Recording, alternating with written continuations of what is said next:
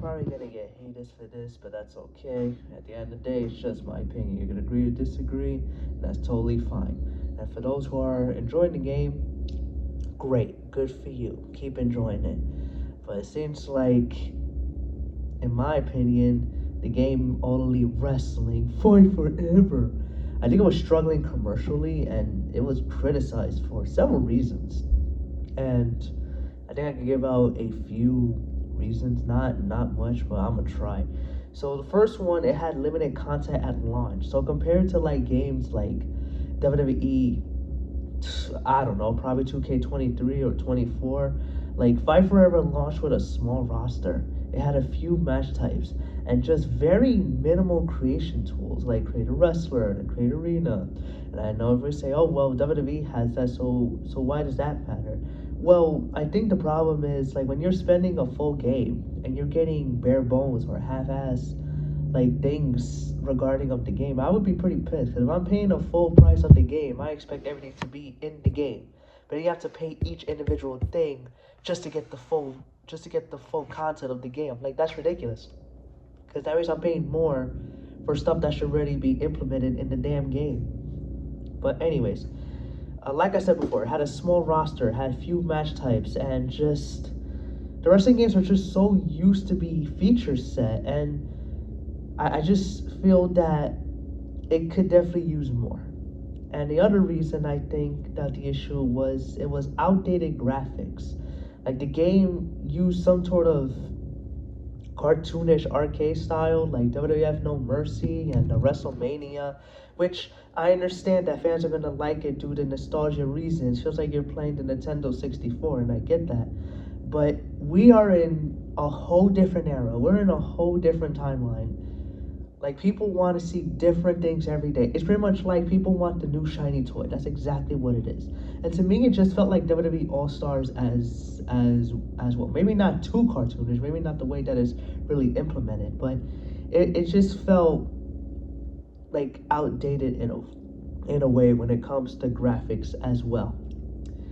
But the animation also felt stiff, and the presentation behind modern sports game, it looked a little like we're back at the PlayStation 2 era or PlayStation 3, if I'm being nice about it.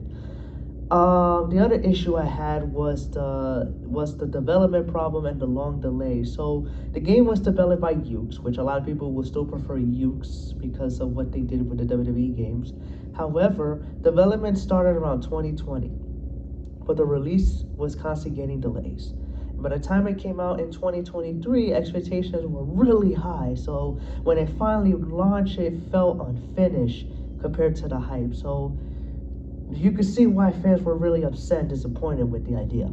The other thing was the weak career mode. So like when it came to the single player mode, the Road to Elite was supposed to be a big feature, but several people were complaining that it felt very short, felt repetitive, like the mini games for instance, and it didn't evolve much after multiple playthroughs.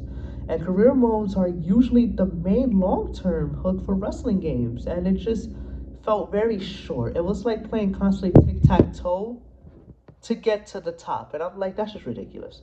And the DLC strategic, I forgot how to pronounce it, so forgive me if I'm butchering it wrong, but I think a strategy, the way that it was presented, upset the players. So like after launch, many wrestlers were sold as a DLC instead of being included, which again, the base roster was very small.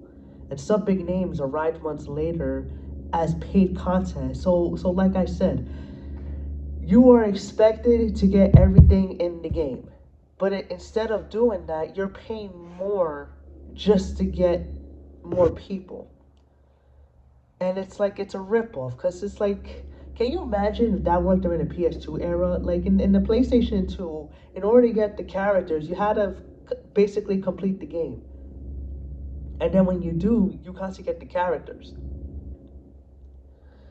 But anyways, the gameplay was just defensive, I believe. Like it had fewer controllers, faster matches, and less simulations, if I honestly speak. But you know what? I'm trying to make a long story short. So, is it a terrible game? No.